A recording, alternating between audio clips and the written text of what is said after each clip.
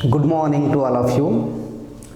Today we'll discuss the fundamental concept of algebra class 6. Okay जैसे कि मैं बोलते आ रहा हूँ, ये एक पर्टिकुलर स्कूल का ही कोर्स है due to the lockdown. Okay ये कोई एवरेज नॉलेज नहीं कि सारा बुक को लेकर मैं एक पर्टिकुलर वीडियो बनाऊँ. मैं सिर्फ एक स्कूल का जो सिलेबस है उसी के हिसाब से मैं उसको कर रहा हूँ. ओके ठीक है.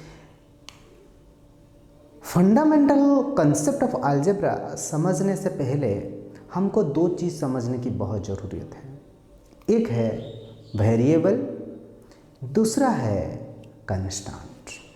ओके नाम से ही हमको बहुत कुछ चीज़ पता चल जा रहा है इसके बारे में कि हम वेरिएबल किसको कहेंगे, कंस्टेंट किसको कहेंगे.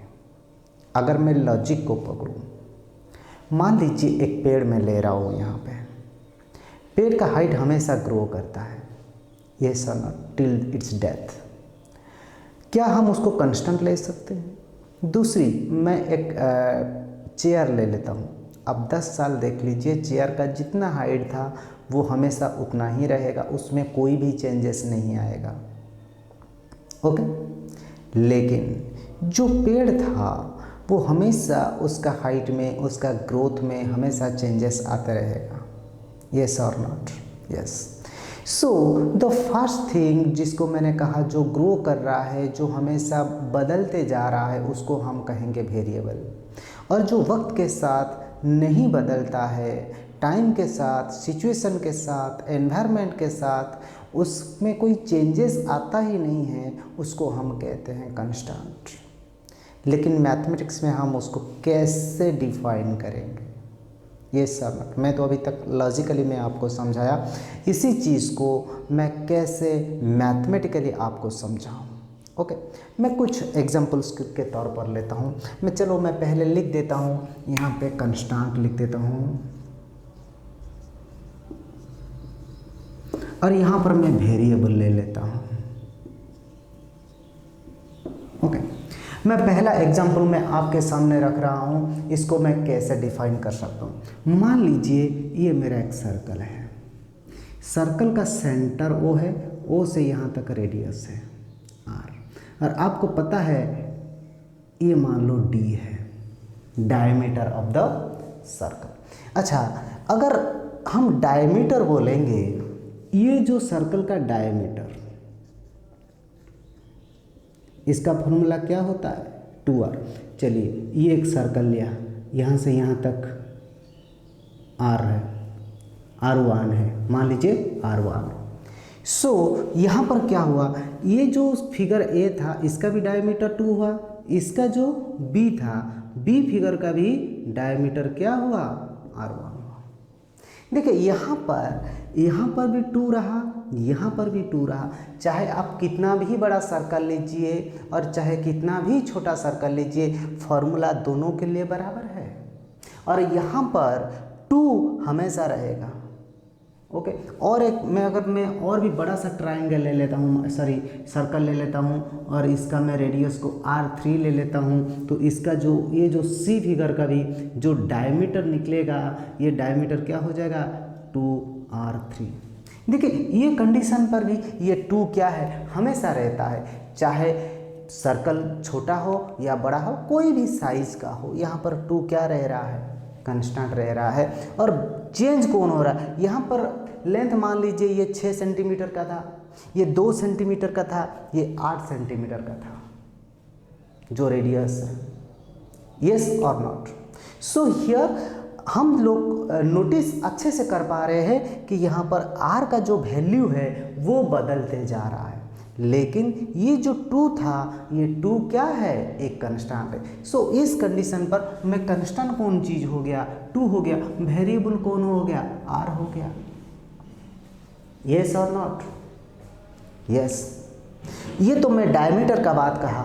अगर मान लीजिए वही सर्कल है मेरे पास, ओके वही सर्कल का अगर मुझे कोई इसका सरकमफ्रेंस पूछेगा, इसका पेरीमीटर कोई पूछ रहा है, जिसको हम सरकमफ्रेंस जनरली सर्कल के कंडीशंस पर कहते हैं, इसका सरकमफ्रेंस अगर कोई पूछेगा तो सरकमफ्रेंस का फॉर्मूला क्या होता ना? सरकमफ्रेंस का मान लीजिए ये जो फिगर ए है उसका सरकमफ्रेंस हो जाएगा कितना?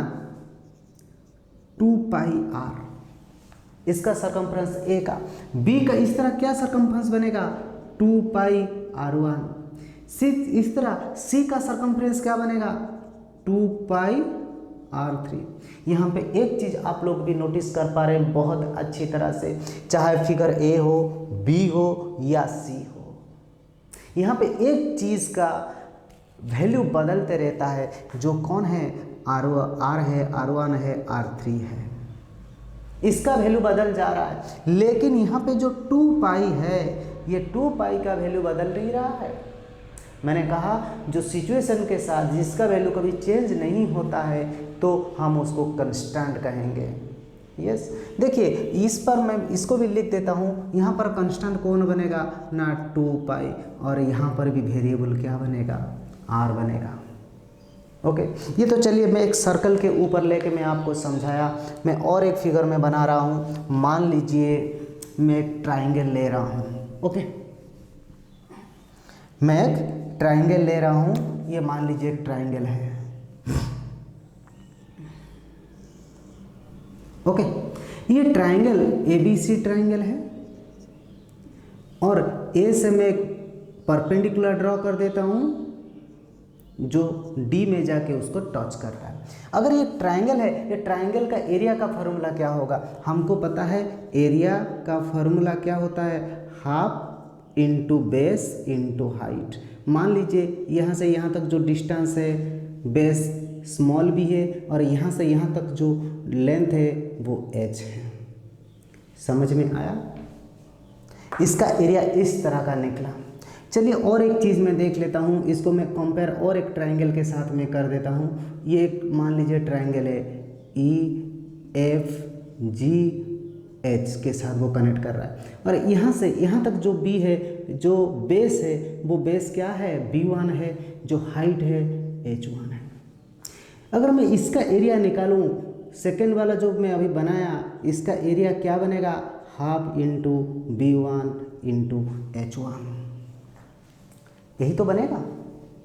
ये सब ना, हम एक चीज़ यहाँ पर भी नोटिस कर पा रहे हैं क्या, यहाँ पर वैल्यू किसका चेंज हो रहा है, एक तो बेस का वैल्यू चेंज हो रहा है, दूसरा हाइट का वैल्यू चेंज हो रहा है। ये कंडीशन पर बेस का वैल्यू B था, स्मॉल b था, यहाँ पर बेस का वैल्यू B1 हो गया।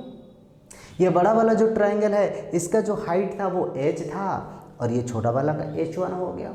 ये दोनों क्या हो रहे हैं, बदलते जा रहे हैं। यस, सो हम ये कंडीशन पर कह सकते हैं कि B and H are variables, but here 1/2 और हाफ, ये दोनों का वैल्यू दोनों के लिए तो बराबर है। यस और not? Yes, so 1/2 is a constant and B and H यहाँ पे हम क्या बोलेंगे, एक वेरिएबल ही कहेंगे। सो मैं यहाँ पे लिख देता हूँ 1/2, और यहाँ पर क्या B and H वेरिएबल होगा। आपको समझ में आ रहा है? मेरे हिसाब से आपको बहुत अच्छी तरह से समझ में आया कि वेरिएबल और कांस्टेंट में क्या क्या होते हैं। और एक मैं एग्जांपल भी आपका कन्फर्मिटी को और बढ़ाने के लिए मैं और एक एग्जांपल ले लेता हूँ। मान ले लेते हैं मैं यहाँ पे एक रेक्टेंगल लिया और दूसरा रेक्टेंगल ये लिया। ओके, चलिए अच्छा, एक रेक्टेंगल का पेरीमीटर क्या होगा, मान लीजिए फिगर ए है, ये फिगर बी है, इसका पेरीमीटर क्या होगा, पेरीमीटर होगा 2 × L + B। मान लीजिए इसका लेंथ L है यहाँ से यहाँ तक, और यहाँ से यहाँ तक B है, और इसका L1 है और इसका B1 है। ये किसके लिए बना, मेरा फिगर ए के लिए ये मेरा फॉर्मूला बन रहा है पेरीमीटर का, 2 × लेंथ + ब्रेथ। सिमिलरली अगर हम क्या करेंगे, पेरीमीटर फिगर बी का क्या होगा, L1 + B1। ये फिगर बी के लिए। यहाँ पे भी हम एक चीज़ नोटिस कर पा रहे हैं, जो मैं रेक्टेंगल लिया था इसका लेंथ एंड ब्रेथ में हमेशा चेंजेस आते रह रहा है, लेकिन ये जो कांस्टेंट मैंने 2 यहाँ पर लिखा, क्या उसमें कोई चेंजेस आ रहा है, नहीं आ रहा है। आप इसको बहुत अच्छी तरह से नोटिस कर पा रहे हैं। तो यहाँ पर क्या होगा, 2 कंस्टेंट होगा, एल एंड बी वेरिएबल्स हैं। ओके, सो इसको भी मैं यहाँ पे लिख देता हूँ 2 और यहाँ पर होगा एल एंड बी। ओके, और कुछ बातें यहाँ पर हम कर लेते हैं। जिसको हम वेरिएबल्स कहते हैं उसी को हम लिटरल्स भी कहते हैं। बहुत सारे बुक्स में लिटरल वर्ड्स को बहुत वाइडली यूज़ किया है, तो आप कंफ्यूजन मत रहिएगा कि लिटरल्स क्या है। लिटरल्स कुछ भी नहीं है, ये सिर्फ वेरिएबल को ही कहते हैं। ओके, चलिए देखिए, मैं और कुछ एग्जांपल्स में आपके सामने रख रहा हूँ, आप मुझे बोलते जाइएगा कौन कंस्टेंट होगा और कौन वेरिएबल होगा। मैथमेटिक्स में एक चीज़ हमेशा याद रखिए,